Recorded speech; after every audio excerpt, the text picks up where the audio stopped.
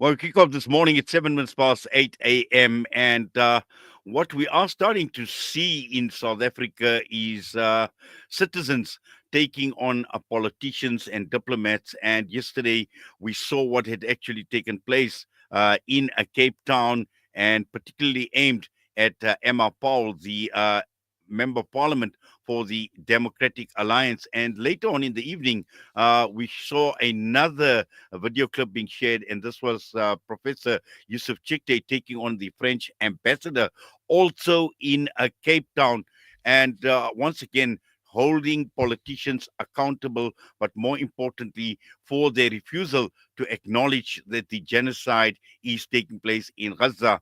And right now, we're going across to be joined by none other than Lindy Briginshaw, a Citizen for Justice. Lindy, good morning to you, and welcome to the show. Morning, NAH. Thank you so much for giving me this opportunity. I appreciate it. Well, Lindy, I think, I've seen social media abuzz with that video clip yesterday, and really it was just being shared over and over again. In fact, it went so viral. And more importantly, some of the comments that were starting to come through was the courage and your bravery to take on Emma Powell. Now, let's just understand, why you decided to do this. I think it's a culmination in it. We've been watching this on our screen for 18 months, since the 7th of October, when we first saw events start to unfold. And, we've all witnessed this from different perspectives, wherever we are in the world and to different degrees. I've followed it extremely closely on social media, and just in terms of how I've interacted with different people in life in Cape Town, just noticing how people have responded. And what I've noticed, and what I think contributed to me losing my cool to some extent the other night, was the inability of people to feel confident to be able to speak up. And it was even very difficult for me to speak up, and to actually to be able to say what I did. But I spoke with such truth, and I felt I was speaking my truth, and my emotion was so powerful, to the extent that I'm very sorry that I swore. I used two foul words, that I actually couldn't contain it, because I get so emotional even now talking about it. And I said I wasn't going to get emotional. Well, I know it's understandable when emotions actually run high, because the images that have been coming out of Gaza that we've seen in well over 18 months has been horrific. And we've seen the savagery, we've seen the brutality within, which this whole genocide has actually been unfolding, Lindy. So, one can actually understand why it's such a highly emotive issue. Absolutely. I think they're the victims, and we see the victims. We see the tragedy of what is unfolding for them. We witness to it. So there's the victim's perspective, there's the perpetrator, and for me, it's very clear who the perpetrators are, as much as many are in denial. And then there's the witnesses, and we are all witness to this. And to continue to be complicit, and to continue to tell us to be silent, to sit down, to tell us that this is complicated, to say this is inappropriate. How is it inappropriate to be against a genocide? Well, certainly, Lindy, but also what we're also seeing is South Africans becoming a lot more vocal, and particularly using events where these members of parliament, or those that are responsible. And I cited the other example of Professor Yusuf Yes. Chikte taking on the French ambassador as well. And we've seen in the last 18 months, even in the United States of America, how congressmen and congresswomen are actually being held to account by citizens like yourself. And let's just talk about using this opportunity. We know Emma Powell, Democratic Alliance Member of Parliament. She was the one that actually visited Israel not very, very long ago as well. And again, their refusal to actually publicly condemn this documented genocide. And I think that is absolutely critical. And that is a message that you were trying to drive home. Absolutely. I see, I didn't sleep very well last night because I had this on my mind. I'm visiting family in Durban, and I woke up at 3:30 this morning and I saw that there was a statement released, it come out last night from the South African Institute for International Affairs in response to what had happened last night. And I had to read it, but even though I thought I at least need to have another 2 hours of sleep to try and be fresh for this morning, but reading it, and I actually felt again that feeling of pure emotion and pure truth that came up in myself, reading that statement, which continues to refuse to condemn it, to continue to stand on the fence. And I understand that think tanks have an important role to play in bringing different players on board and giving different perspectives and, facilitating conversations. But then I started to read a little bit further, and I think there's also a conversation we need to have about the narrative and who controls the narrative in South Africa and who shapes that narrative and who gets invited to these events, who gets the space to speak at these events. Why was there no other contributing view other than Emma Powell? How did that come about that she was speaking at that event, and who was she speaking for? We still don't have answers to who funded that trip. We still don't know the details of that. I would love to have more information on, as a citizen of South Africa, I'd love to have more information on how my public representatives felt they were representing me and every other South African when they made that visit to Israel. How can they say it's not apartheid? How can they say it's not apartheid? Well, Lindy, I think you are asking some very, very important questions. You are asking some critical questions as far as Emma Paul is concerned and how she was actually invited to actually speak to the event. But also at the same time, when I watched this video clip as well and looking at the audience that was actually present, and it was clear that your outburst against Emma Paul didn't go well. And again, even in the audience, there was this refusal to acknowledge that this genocide is taking place. And I've heard one. I think it was one of the elderly men, an elderly Mm. gentleman, who was actually telling you to get out, and you don't even know what you're talking about. Yeah. I'm almost 60. Why do I not know what I'm talking about? I'm almost 60. I mean, for goodness sake, how patriarchal and how diminishing to think that just because I had an opposing view to him, that I could not speak. And she spoke for about 20 minutes before I first spoke up. And, there was an opportunity to give some space to see how she was going to position her talk. But I think the shaping of the narrative and how we engage with information, who controls access to information, who controls the media, what we read, how we get access to what is actually going on is so crucial for us all to understand, because I think many people have got such a selective perspective of the world today. And there were people in that room that I don't want to get personal, because I think that's it speaks to a broader, just a broader abstinence, a broader denial that people just continue to watch from their seats and saying, this is terrible, this is terrible. But when are we going to actually say this is so terrible that we actually are going to stand up, that we are going to disrupt the room, that we are going to say no more? It's not good enough to say, you know what, we will plan the next event better and we will have better security. If maybe they had planned it better, we would have got ejected earlier because they would have had such security. Maybe we wouldn't have even been welcomed into the room. But we managed to get into the room, and we managed to raise really important questions that every South African needs to engage with. We all need to know what is going on in the world. We need to understand the political plays that are underpinning this, and we have to all follow the money. I would like to actually all say we should be investigating who are funding the ACDP, the Patriotic Alliance, the DA, every single political party. I said I voted for the DA, but I have also voted for the ANC before.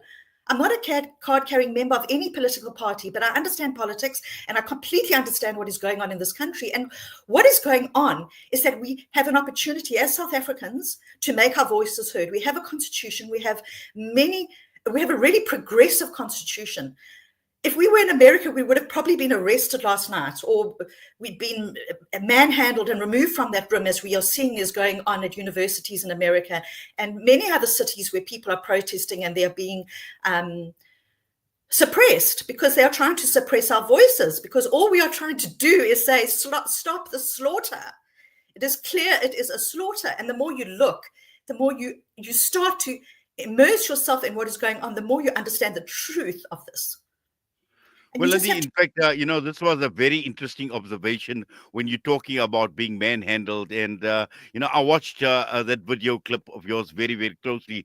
And also the same with Professor Yusuf Chikte as well. And, at one point in time, he was being manhandled to a degree. And when he complained, you hurting me, somebody said that, you know what, and he wasn't even actually thrown out, because after his outburst with the French ambassador, he went back to his seat again and he stood up again to take on. So this is South Africa. And as you mentioned, if this was in the United States of America, I shudder to think what would have actually happened as well. But what we're going to do right now, Lindy, is I'm going to put you on hold. I need to go for an air break. I see there's a message has come through from Aisha Keska saying again, love and solidarity, Lindy. You are a beautiful example of courage and bravery. So that's come through from Aisha Keska. And I'm sure that, many, many other viewers and listeners this morning, I admire your bravery, for courage, and for speaking truth to power, which is the most important issue. But right now, let's go for a break. We'll be back.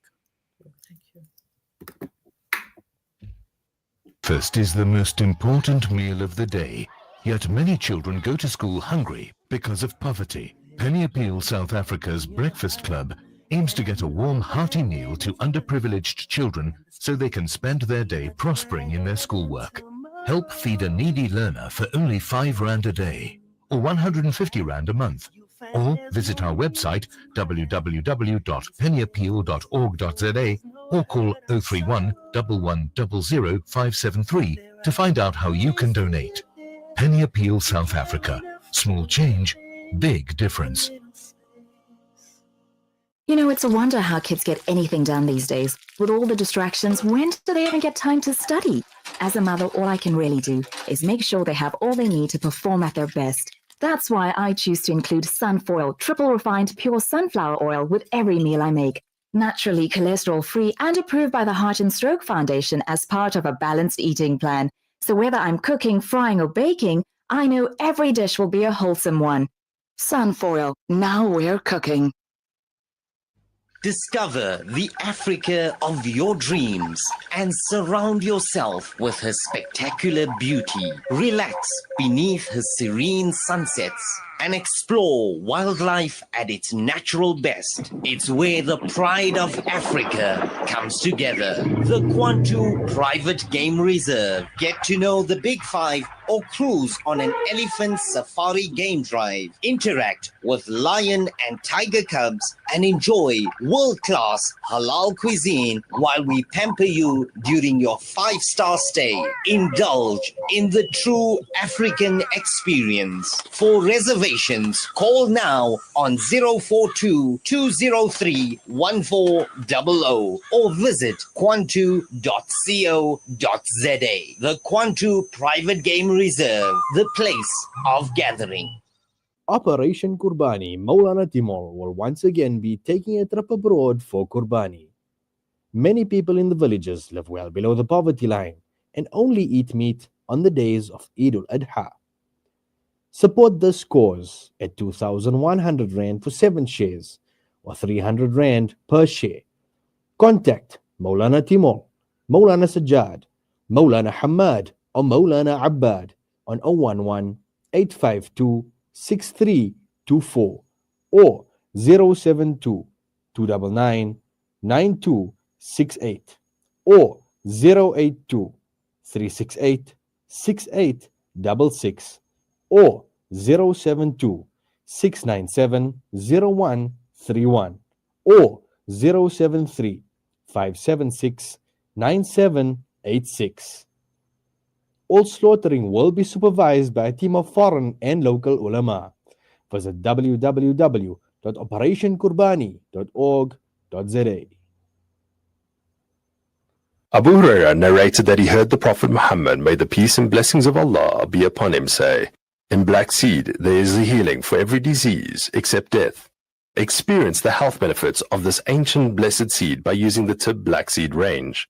Black seed assists the body to boost immunity, regulate blood sugar levels, reduce inflammation, and act as a potent antioxidant. Experience a holistic approach to health by introducing the Tib Black Seed range into your routine. Available in capsules, pure cold-pressed oil, and a vapor rub. Trust Tib Health Sciences for quality black seed products. For more information, visit blackseed.co.za. Available at leading pharmacies. Connect and stay ahead with Salam Media. This is Salam Media, coming to you live from South Africa. Well, we continue our discussion with Lindy Briginshaw this morning, Citizen for Justice, the lady who took on Emma Powell, DAMP. And Lindy, I see a lot more comments coming through. Iqbal Jasad writes, salute and respect to Linda. We at MRN are extremely proud of your courage to call out collaborators of the genocidal apartheid regime. Stay strong. Nazli Rahim says, thank you, Lindy. We need more people like you. So, I see, I think Lindy has lost connection for some reason or the other, but I'm sure we'll try and get her back. There seems to be a bit of a problem as far as the signal quality and signal strength is concerned, but we'll try and get hold of Lindy. But also at the same time, we've seen Aisha Beggar's Palestine Solidarity Campaign, also who was actually present, and she spoke about, and I quote her, where she says, I disrupted the talk because she is whitewashing apartheid. I will not stand by while the voices of the oppressed are buried under beneath comfortable lies, and calling on South Africans who understand the pain of displacement and discrimination to stand in solidarity with the people of Palestine. Silence is not an option. We will not tolerate their alliance with Zionist Israel. And again, Aisha goes on to talk about South Africa, about our foreign policy built on justice, on dignity, and global solidarity. And this is being quickly undermined by elected officials like Emma Powell, who visited Israel at the time when children were being bombed, journalists were being assassinated, and aid was being blocked. And hopefully we should get Lindy very, very soon. But again, this speaks of the hypocrisy, this speaks of the duplicity of political parties like the DA, of members of parliament like Emma Powell, because until now she hasn't even clarified what her trip. She has stayed silent. She has made no comment. We don't even know who funded the trip. But again, this speaks of being complicit. And once again, what Aisha says is Emma is quick to speak out on Ukraine and Israel's suffering, but where is her voice for Gaza? Where is her outrage for the Congo, for Sudan? Her empathy follows the color line. We see through it. This isn't diplomacy. It's an endorsement. I see Lindy is back with us. Lindy, welcome back. I know we lost you there for a few seconds. So if you could unmute your mic and possibly I think possibly because of the bandwidth as a result of the video, you may be losing you. But I see you are back. So welcome back, Lindy. Hi, I'm sorry about that. I don't have my own laptop. I'm borrowing somebody's laptop. I'm out of town, and sorry about the technical glitches. No, it's not a problem. Lindy, I think, like I was saying, there have been some number of messages coming through as well. Iqbal Jasad from the Media Review Network, again, saluting and respecting your courage and your bravery as well. The same comes from Nazli Rahim as well. There's one thing that you spoke about, and you mentioned the word denial. And I think this is important to understand, particularly when, and I'd like to refer once again to the audience. and those that told you to get out. And again, we're seeing this denial on the part of the audience as well. And, this is where people like Emma Powell, this is where political parties like the Democratic Alliance actually push through this narrative that people actually buy into, Lindy. And this is the reason why we see the denial and why the refusal to acknowledge what a horrific genocide this has been in the last 18 months. Yeah, I've been asking my question, what is the reason for this denial? And I think one of the factors is privilege. I think people sit in a position of privilege, and it's inconvenient for them to acknowledge. And because it requires them actually to stand up and to do something that might be uncomfortable, whether that is potentially losing a contract, losing a client, finding their brave voice, going against family, going against religion. It's not easy always to speak up. So I think that's one factor. Alayeta, another factor I think potentially is that people have vested interests. If one looks back at some of the if one looks back at the studies of this member of parliament, I mean, she's traveled to the United States. She's been funded before on a scholarship program. I understand her perspective is framed by her experience. But when it comes to the point that we are called to question our values and our ethics, it's disingenuous for her to stand before that group of people and talk about morality and the Second World War and mention of the Holocaust and mention of values and democracy and all of these things when she's effectively saying that what is going on in Israel is not an apartheid state. She didn't see anything wrong with it. She felt it was fine to visit, and not only her, but other members of the DA, some members of the ACDP and the PA. She wasn't the only member that went. There were 10 or so of them, and the others should also be held account for their visit, and they should explain their visit. So, I think the questions need to be asked about why were they invited then, and where are the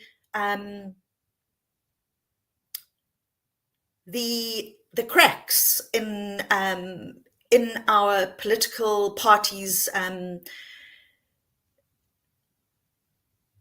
allegiance? I mean, where is their ability to feel that they can be shaped to believe that it's not an apartheid state? Yes, I think, that obviously raises a lot more questions in terms, and when you speak about a value system, and when we speak about ethics, and we speak about morality, and again, this raises huge question marks in terms of morality. And you cited quite a few examples in terms of Emma and where she's been to. What sort of reaction did you get from Emma Powell? Did you notice, was there anything noticeable to you, or you were just caught up in this hype and this emotion of actually lashing out at her? I